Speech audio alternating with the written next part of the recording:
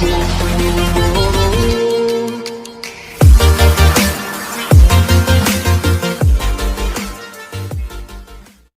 हुमायूं के बेटे थे, जिन्होंने पहले से ही मुगल साम्राज्य का भारत में विस्तार कर रखा था।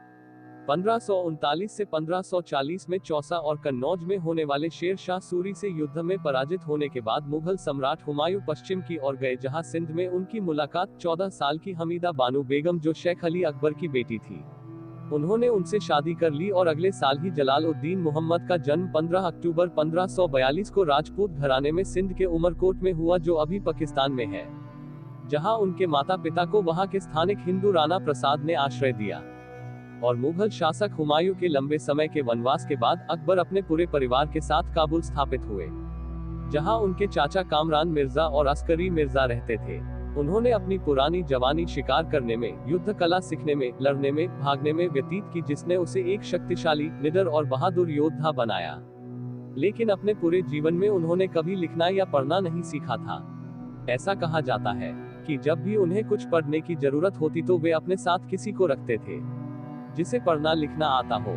1551 के नवंबर में अकबर ने काबुल की रुकैया से शादी कर ली। महारानी रुकैया उनके ही चाचा हिंदल मिर्जा की बेटी थी।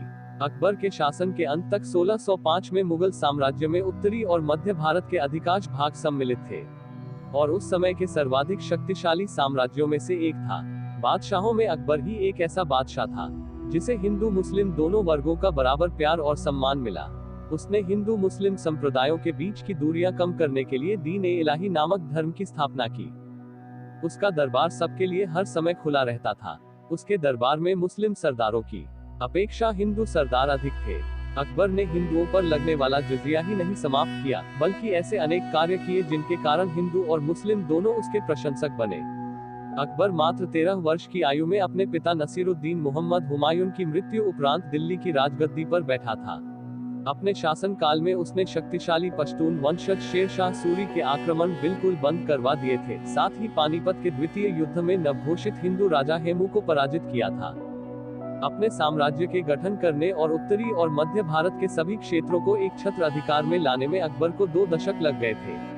उसका प्रभाव लगभग पूरे भारतीय उपमहाद्वीप पर था और इस क्षेत्र के एक बड़े भूभाग पर सम्राट के रूप में उसने शासन किया।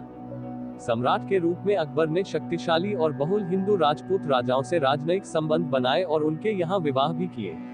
अकबर ने भारत को अपने अधीन करने के लिए कुछ रणनीति बनाई, जिसमें युद्ध और समझौता शामिल था।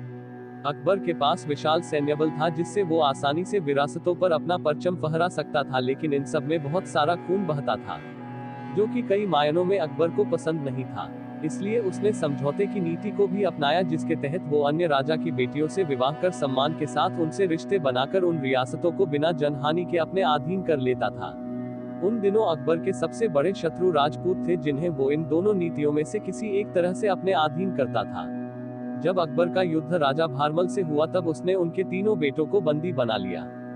तब राजा भारमल ने अकबर के सामने समझौते के लिए हाथ बढ़ाया और इस तरह राजा भारमल की कन्या राजकुमारी जोधा का विवाह अकबर के साथ किया गया। जोधा ही मुगल साम्राज्य की मरियम उज़ ज़मानी, जिसकी संतान राजा बनती है, बनी। जोधा की पहले 2 संतानें हसन हुसैन हुई, जो कुछ ही महीने बाद मृत्यु को प्राप्त हो गई। बाद में जोधा की संतान जहांगीर ने मुगल साम्राज्य पर अपनी हुकूमत की।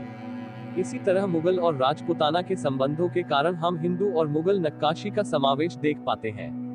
अकबर अपने साम्राज्य का विस्तार करना चाहता था। इसके लिए उसने सीधी संघर्ष करने, वैवाहिक संबंध स्थापित करने, अधीनता स्वीकार करने वालों को शासन में पद देने तथा मित्रता करने की नीति अपनाई।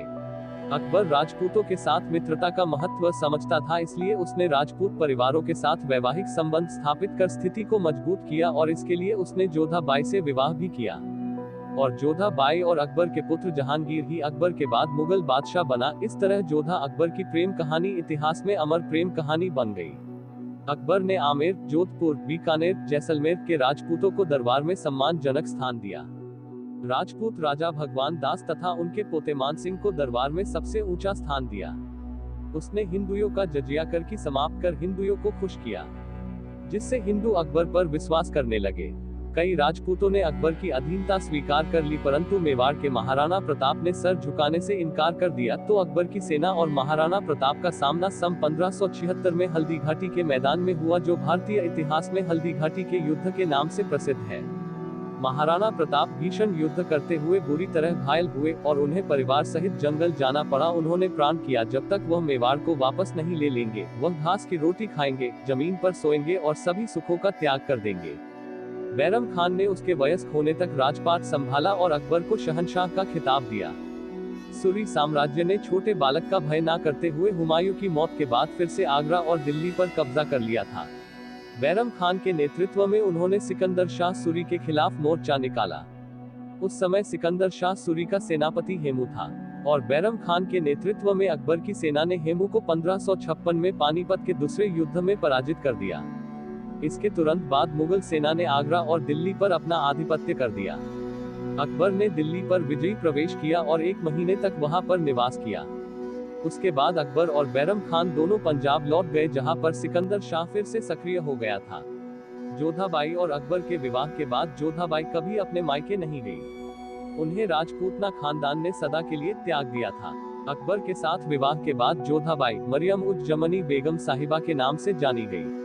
जोधाबाई और अकबर की कहानी पर वर्ष 2008 में आशुतोष गोवरीकर के द्वारा फिल्म भी बनाई गई थी, जिसमें मशहूर अभिनेता ऋत्विक रोशन ने अकबर का पाठ निभाया था और जोधाबाई का पाठ ऐश्वर्या राय बच्चन ने निभाया था।